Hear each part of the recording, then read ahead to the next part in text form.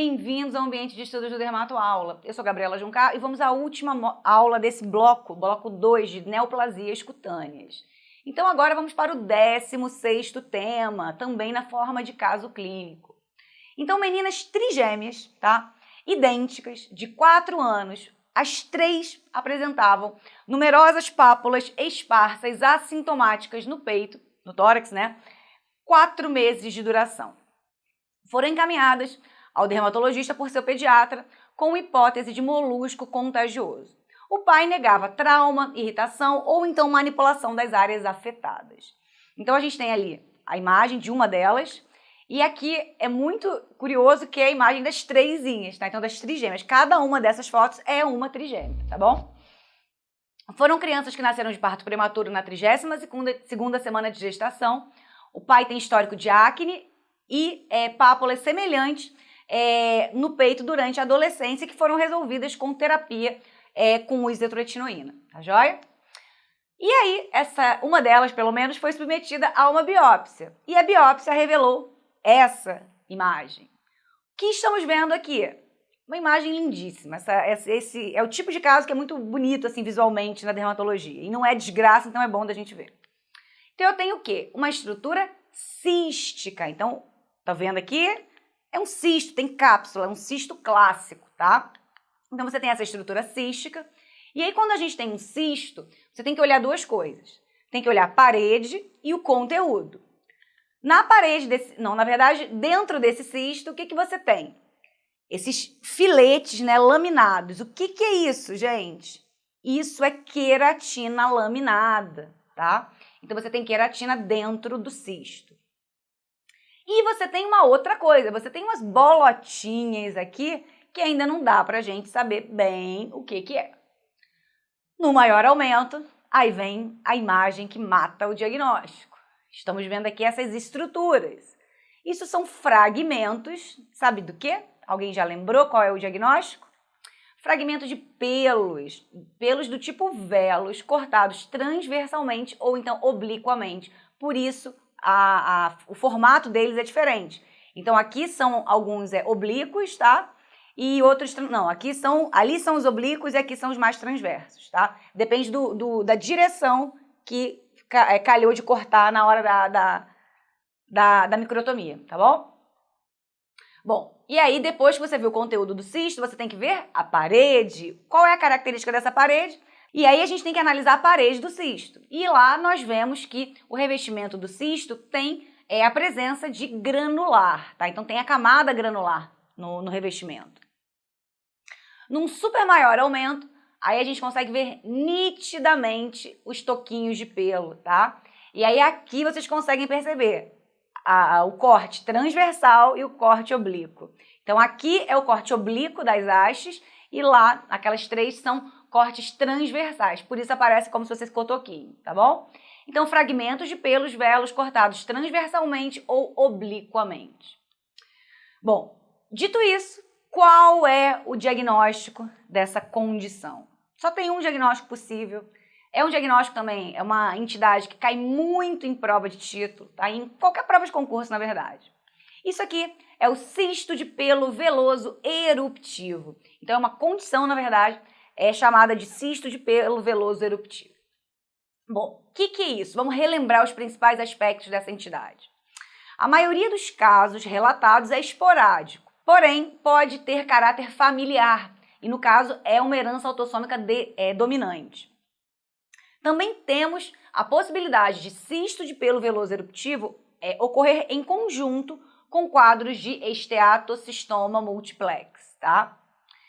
E isso aqui a gente vai ter que lembrar de uma doença, que é uma mutação específica, que vai gerar 3 manifestações-chave. Então, mutações nos genes da queratina 17, KRT17, podem gerar essas 3 manifestações típicas, que são a paquionychia congênita, principalmente do tipo 2, o esteatocistoma múltiplo e esse quadro chamado de cisto veloso eruptivo, ou então cisto de pelo veloso eruptivo, cisto veloso, ou então cisto de pelo veloso eruptivo, tudo isso é sinônimo, tá bom?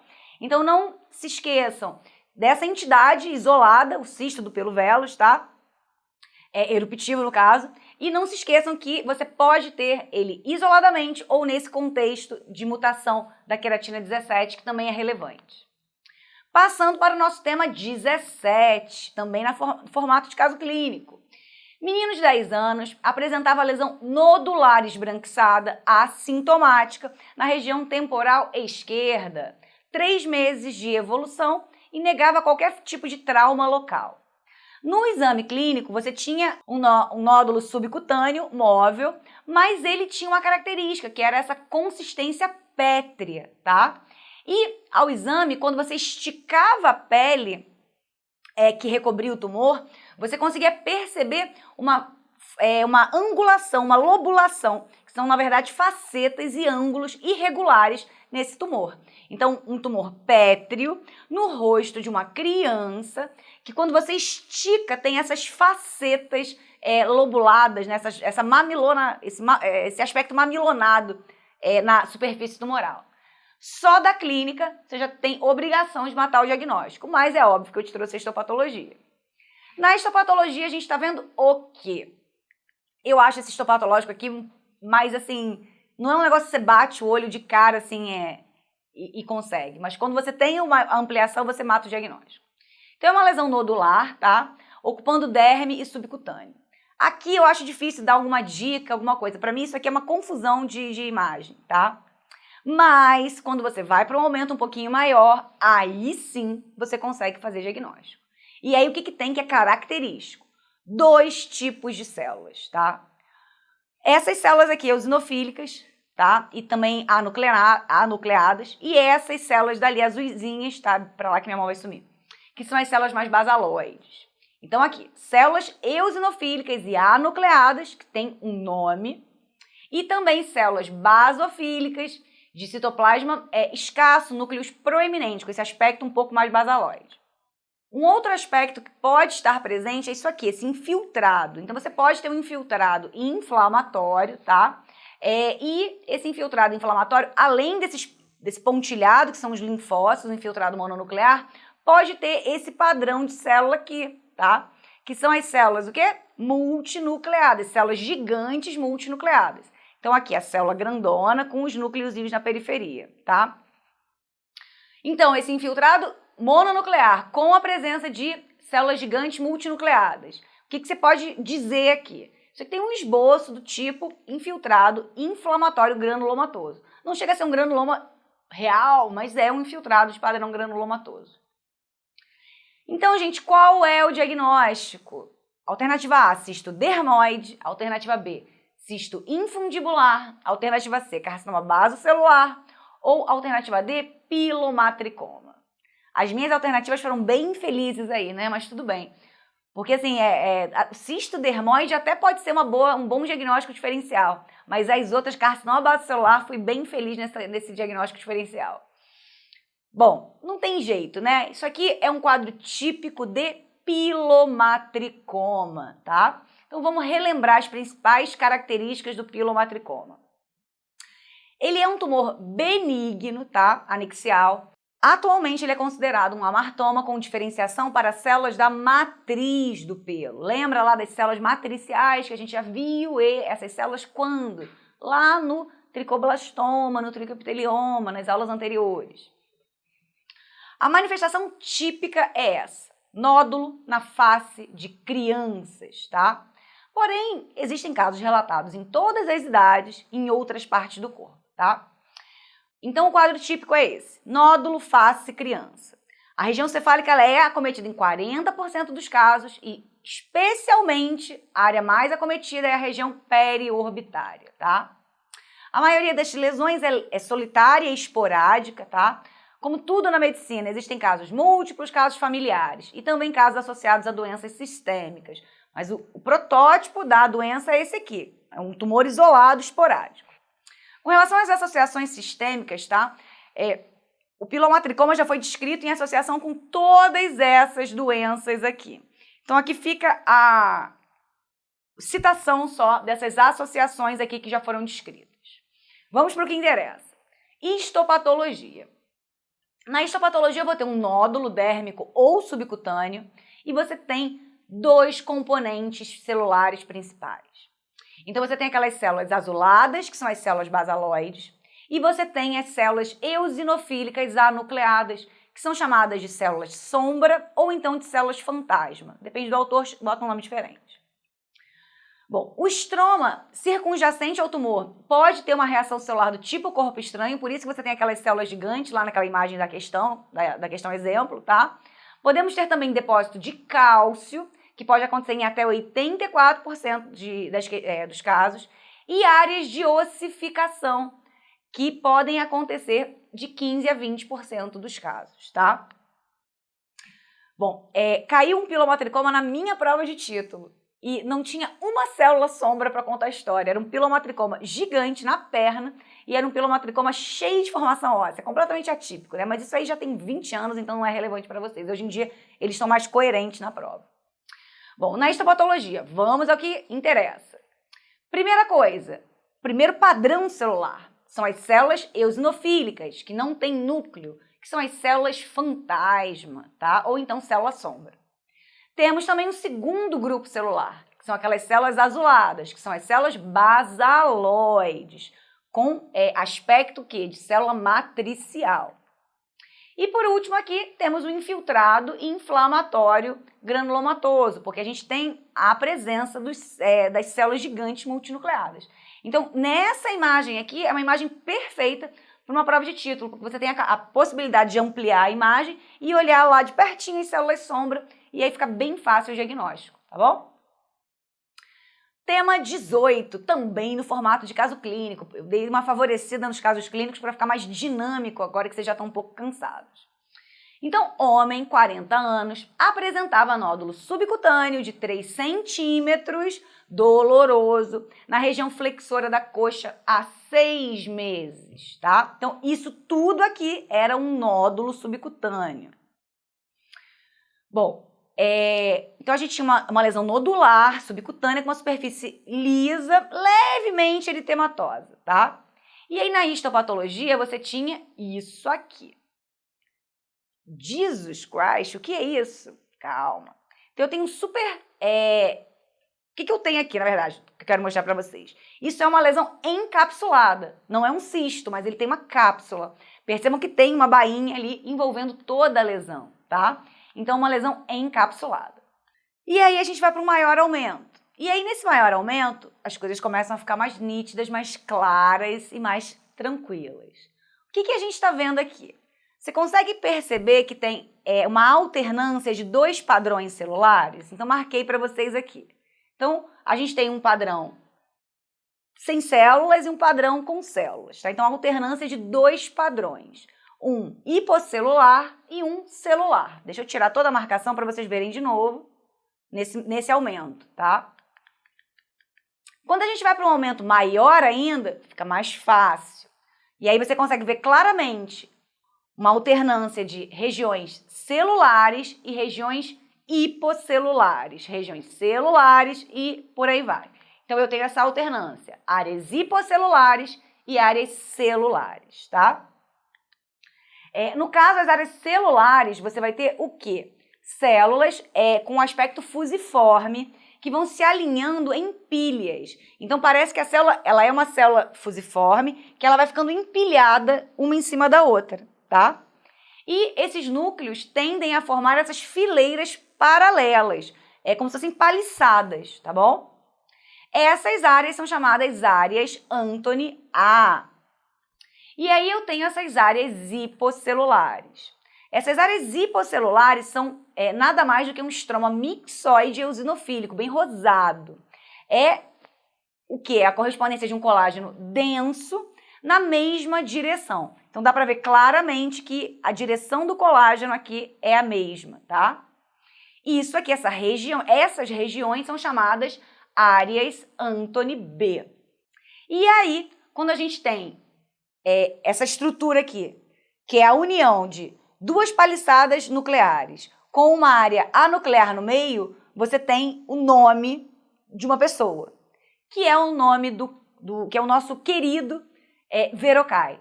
Então, isso aqui é o corpúsculo de Verocai. Nada mais é do que quando você pegar duas áreas, duas regiões que tem uma área celular, uma área acelular e, de novo, uma área celular. Essas três, essa conjunção, essa região vai ter o nome de corpúsculos verocai. Então, você pode ter vários corpúsculos verocai nesse tumor. E o corpúsculos verocai, ele é indicativo de um tipo de tumor anexial, tá? Qual é o diagnóstico? No tumor capsulado, um tumor subcutâneo, com essa apresentação de células fusiformes, com áreas Antony A, Antony B, que formam o corpúsculo de verocai. Isso aqui não tem como errar na prova. Viu o corpúsculo de verocai? Vai marcar lá, chivanoma. Vamos relembrar, então, os principais aspectos do chivanoma. Bom, o chivanoma também é chamado de neurinoma, neurolemoma ou então neurilemoma. E essa aqui é a neoplasia benigna verdadeira da bainha nervosa, tá? E ele vai se originar apenas pela proliferação de células de Schwann, tá? Você pode ter chivanoma no sistema nervoso central, no sistema nervoso periférico e no sistema nervoso autônomo, tá? Ou então você pode ter chivanoma como lesão primária na pele. Na dermatologia, o chivanoma ele tem relevância, primeiro, quando a gente tem um chivanoma primário cutâneo. E numa outra situação, porque na neurofibromatose do tipo 2, os tumores do nervo acústico são chivanomas, tá? Então, também tudo que é neurofibromatose tem interesse para dermatologia. E, no caso, a neurofibromatose do tipo 2, que não é aquela clássica de von Recklinghausen, você vai ter o chivanoma do nervo acústico. Com relação aos chivanomas cutâneos, que são realmente que interessam para a gente. Eles ocorrem principalmente em adultos e mulheres são mais acometidas do que homens. A maioria das lesões é solitária. Existem lesões múltiplas. Na presença de chivanomas cutâneos múltiplos, aí a doença muda, não é mais só um chivanoma. Aí você vai chamar de chivanomatose, que aí já tem toda uma outra seara, tá? Bom, geralmente são tumores assintomáticos, porém podem ser dolorosos. E quando dolorosos, você tem essa característica de dor local ou irradiada. A localização principal é a cabeça e a região flexora das extremidades. Na histopatologia, você vai ter diferentes variantes. Você tem chivanoma melanótico, celular, chivanoma antigo, chivanoma epitelioide, chivanoma mixoide, plexiforme e também esse tipo aqui, que é o chivanoma pissamomatoso, tá? Que é um chivanoma cutâneo. Por que eu tô falando isso tudo para vocês? Existem aqueles chivanomas lá isolados, solitários, que a gente acabou de mostrar um caso para vocês, mas existe esse chivanoma aqui, que é o pissamomatoso, que quando isso aparecer na prova, vocês têm que lembrar de uma doença, tá? O subtipo, que é um subtipo melanótico pigmentado, né, pissamomatoso, ele pode ser um indicador do complexo de Carney. E o complexo de Carney também é um queridíssimo da dermatologia e do TED. Então guarda para daqui a pouco que ele vai aparecer. Vamos falar mais do chivanoma só solitário. Na imunistoquímica você tem uma positividade para S100, é bem forte e difusamente positivo, mas a positividade vai acontecer nas células Antony A, tá? E também podemos ter positividade para a proteína do colágeno tipo 4. E vai ser negativa para hema, desmina, alfa-actina, que são marcadores de músculo liso. E interessante, ó, ele é negativo para Bodian, que é um marcador de axônio. Por quê? Você não tem proliferação axonal ali, você só tem a derivação, um tumor primário de célula de Schwann, não de axônio, tá bom? Então, isso é bem interessante, pode ser também uma boa pegadinha aí, se alguém quiser tentar fazer uma questão mais capciosa, mas não vai pegar vocês. Vamos então para o 19º tema da nossa aula. Vamos falar então do complexo de Carney. Porque o complexo de Carney, ou então complexo Carney, na verdade, né, é o quê? Ele é uma neoplasia endócrina múltipla familiar. E por que isso é importante? Porque cai em prova. Porque quase ninguém nunca viu isso, mas isso cai em prova, e cai em prova direto de dermatologia. O TED ama complexo de Carney, tá? Então, a gente traz complexo de Carney para vocês revisarem, porque é realmente um bom tema de prova aí para vocês.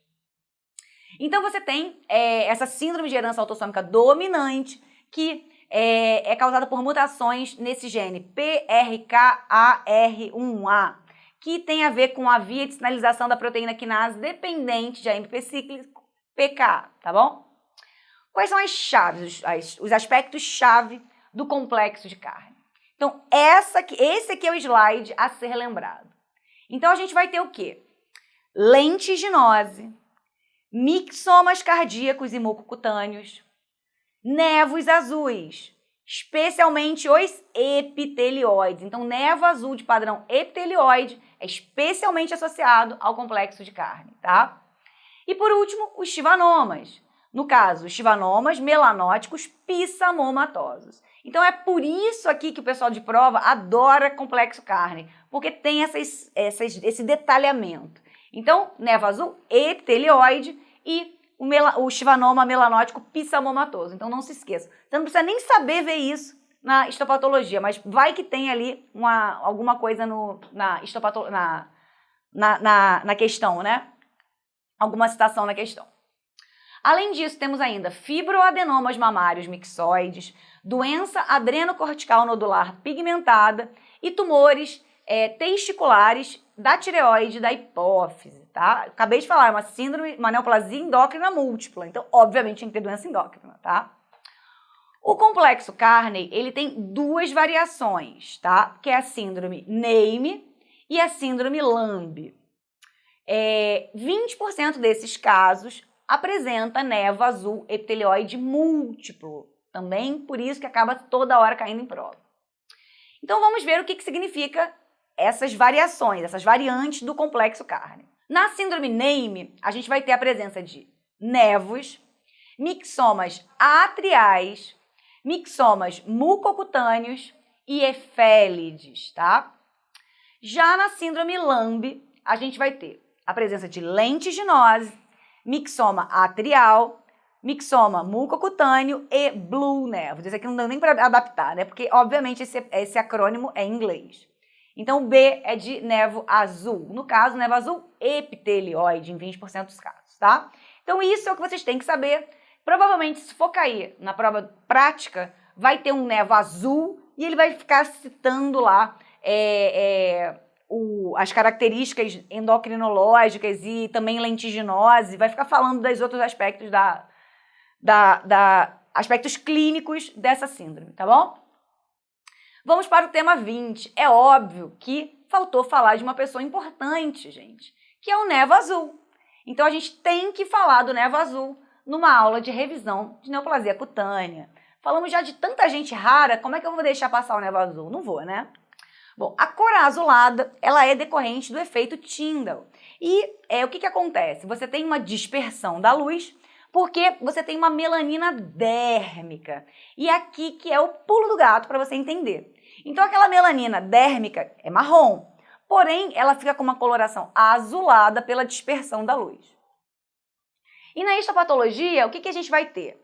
É muito característico. Você tem essa proliferação, essa pigmentação acentuada na derme. Ele é um nevo dérmico, tá? Então, é exatamente isso aqui. No pequeno aumento, você vê uma grande quantidade de melanina na derme. E aí, quando você vai para um aumento maior, o que você vê?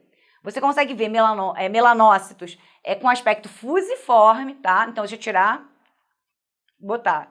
Dá para ver claramente que são melanócitos fusiformes, tá? Então, são melanócitos fusiformes, intensamente, variável que eles dizem, mas geralmente são intensamente pigmentados. E aí, qual que também é a outra super mega dica do nevo azul? Além dos melanócitos terem esse padrão fusiforme, você não tem a formação de ninhos, tá? Então, cuidado, porque se alguém ficar procurando ninho de célula melanocítica no nevo azul, vai se danar, não vai achar e vai errar a questão. Então, o nevo azul, ele é azul porque a melanina é dérmica. Você tem melanócito fusiforme e você não tem a formação de ninhos. Outra coisa, a melanina, ela pode estar dentro das células, mas ela também pode estar na epiderme, em melanófagos, tá bom? Então, aqui eu tenho, no caso, melanófagos também, além da melanina dentro das células propriamente dito. Das células que eu digo, das células do nevo, tá? Outro exemplo de névoa azul. O que eu estou mostrando para vocês? Primeiro aqui, marquei as células névicas. São melanócitos fusiformes. Deixa eu tirar aqui. Ó, nessa área aqui de baixo está bem característico os melanócitos fusiformes, bem dentro daquele meu círculo amarelo. Dá para ver essa característica do núcleo mais alongado. Então, melanócitos fusiformes com um pigmento variável. Muitas vezes as células ao redor do melanócito são mais pigmentadas do que o próprio melanócito. Por quê? Porque ele já transferiu o pigmento. Um outro aspecto é que no névoa azul você pode ter essas estruturas aqui, que nada mais são do que o aprisionamento de feixes de colágeno dérmico reticular. Então, pela proliferação celular, o colágeno ele fica meio apertadinho ali. Isso aí não tem nada demais, não quer dizer nada, é só um achado dentro do contexto de névoa azul. Então, névoa azul, estamos aí, já paguei minha dívida para quem estava sentindo falta do névoa azul. Vamos agora para tema 21. Caramba, hein? Calma que ainda tem mais. Homem de 45 anos apresentava 2 lesões no tronco há 3 meses. Então, isso aqui. Na histopatologia, a gente tinha esta imagem. Isso aqui tem um nome, que é a aparência pink and blue. Eu não acho que isso tem essa aparência pink and blue, mas isso é do livro e eu trouxe para vocês, né? Bom, e aí no maior aumento, você tem esse achado aqui, que esse achado aqui não tem erro. Eu só trouxe esse caso por causa dessa imagem. Isso aqui era uma questão clássica da prova do título, que caía ano sim, ano não, porém faz algum tempo que não é cobrado. Ano passado começaram a cobrar de novo xantomas e ichthiostoses. Então, a chance disso aqui voltar a ser cobrado é enorme. Então, o que eu tenho aqui? Que é dito área rosa. As áreas rosas são essas aqui. São áreas com vários ichthiócitos, tá? Com células grandes, que são ichthiócitos, tá? Com citoplasma mais eosinofílico. E as áreas azuis? As áreas azuis são essas menorzinhas, que tem essas células que nada mais são do que agregados de linfócitos, tá? Então é isso que gera esse aspecto pink and blue. Não acho que seja tão marcante, mas quando você vê esse ichthiócito aqui desse tamanho, com essa característica que ele tem, não tem como errar, tá bom? Bom, além disso, você tem, que é o que mais chama atenção, que é o que mata o diagnóstico, isso aqui. Que na verdade também tem em outras áreas dessa imagem. Vocês podem procurar depois. Mas eu marquei essa aqui especialmente. Vamos dar um zoom. Gente, o que é isso? E isso aqui é um ichthiócito. E esse ichthiócito tem uma galera morando lá dentro, não tem? Sim. Você tem o quê? Célula infecciosa? Não. Isso é um linfócito. Então, são linfócitos intactos dentro do ichthiócito, ou seja, linfócitos não digeridos. Isso tem um nome, e o nome disso é emperipolese, tá? Então, a emperipolese é classicamente um achado de prova.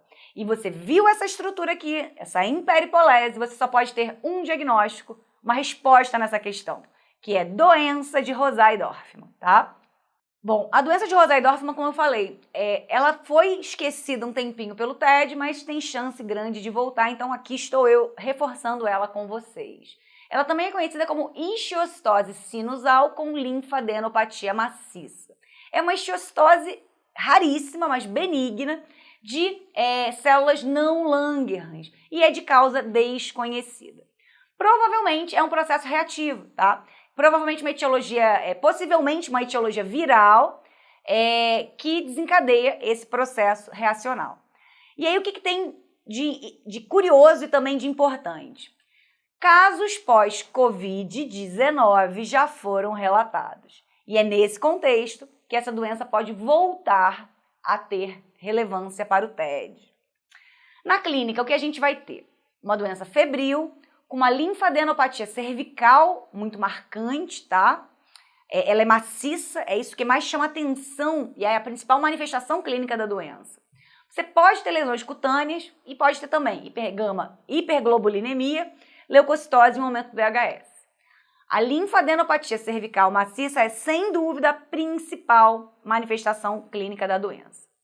O envolvimento cutâneo só acontece em 10% dos casos, mas não tem jeito, mesmo assim é uma doença relevante para as provas.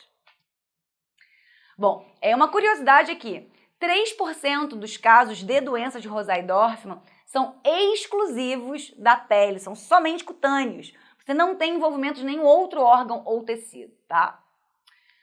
Bom, vamos agora então para um modo turbo para finalizar aqui. Vamos passar por alguns cistozinhos e tumorizinhos de anexo que eu não queria deixar de trazer.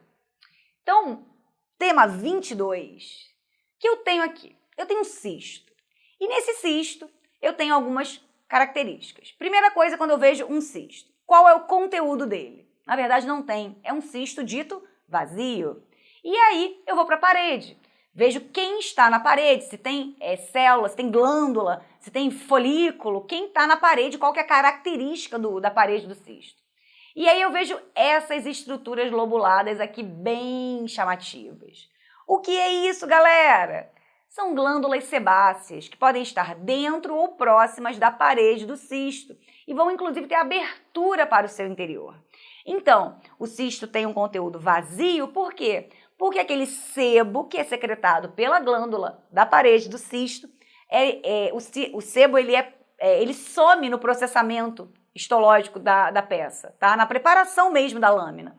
Então, quando você bota lá no formol, faz toda aquela preparação, embloca na parafina, tudo que é gorduroso vai ser digerido, vai ser dissolvido, na verdade, tá? E aí a gente vai para a parede. E na parede você tem uma característica muito especial, que é essa cutícula, tá? Então, na parede do cisto, você tem uma camada córnea com esse aspecto que eles chamam de crenulado, ou seja, é ondulado, e ele é muito, muito eosinofílico.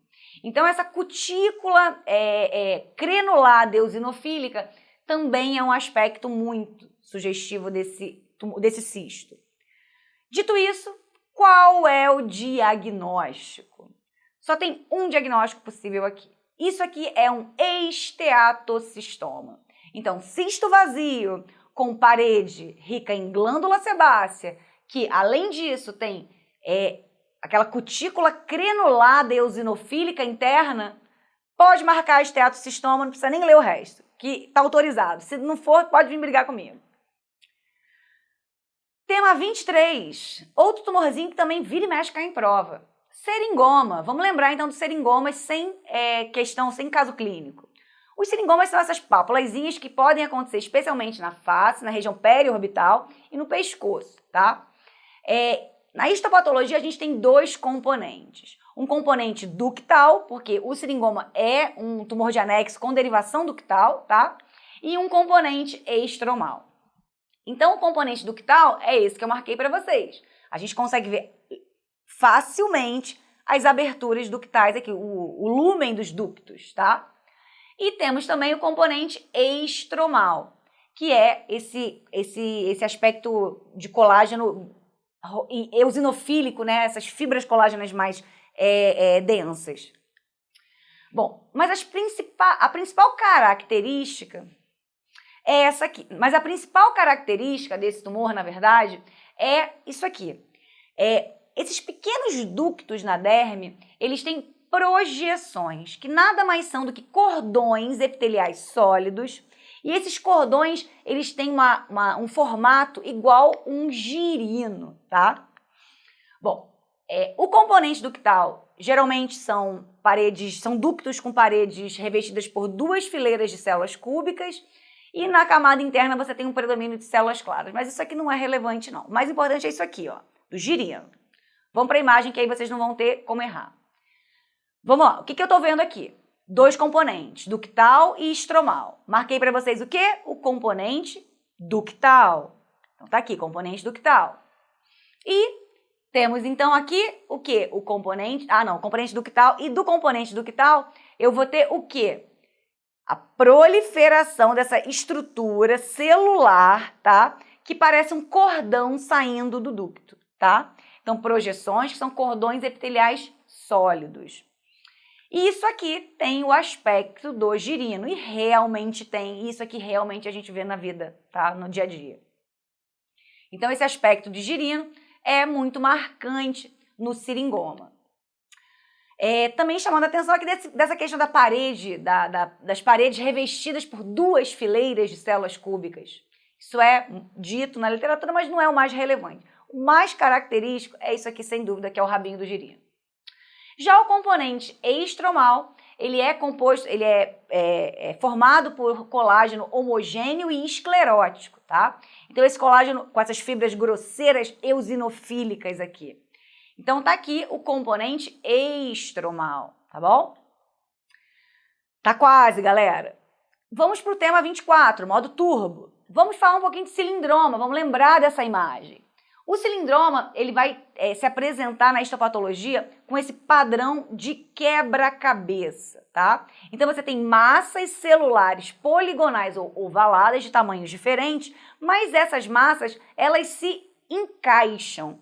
E entre essas massas, você tem uma membrana hialina. É uma imagem muito marcante, tá? Então, você tem as massas poligonais ou ovaladas e aqui as membranas hialinas, tá? Entre essas formações. E isso que dá esse aspecto de quebra-cabeça muito característico do cilindroma, tá? Aqui para vocês a membraninha hialina, tá? Esses grupos celulares, eles são ninhos de células basaloides. Então, são células mais escuras, você pode ter um aspecto de paliçada periférico, tá? Mas as células da região central são mais claras, os núcleos são maiores e claros na região central. Além disso, você tem também um outro aspecto, mas vamos lá. Então, a gente tem aqui um ninho de células basaloides e exatamente o que eu falei para vocês. Na periferia, você tem uma paliçada com células mais escuras. No centro, você tem uma região com células mais claras. E o que é isso aqui, gente? Isso é um lúmen ductal, que dá a derivação do tumor para a gente. Então, isso aqui me diz que é um tumor de diferenciação ductal. Os lúmens dos ductos sudoríparos, obviamente, podem ser vistos dentro dessas massas tumorais, que é exatamente o que eu acabei de marcar aqui para vocês, tá? Então, isso aqui não é uma imagem aleatória, isso aqui é um ducto, exatamente, mostrando para a gente a derivação, a linhagem celular desse tumor.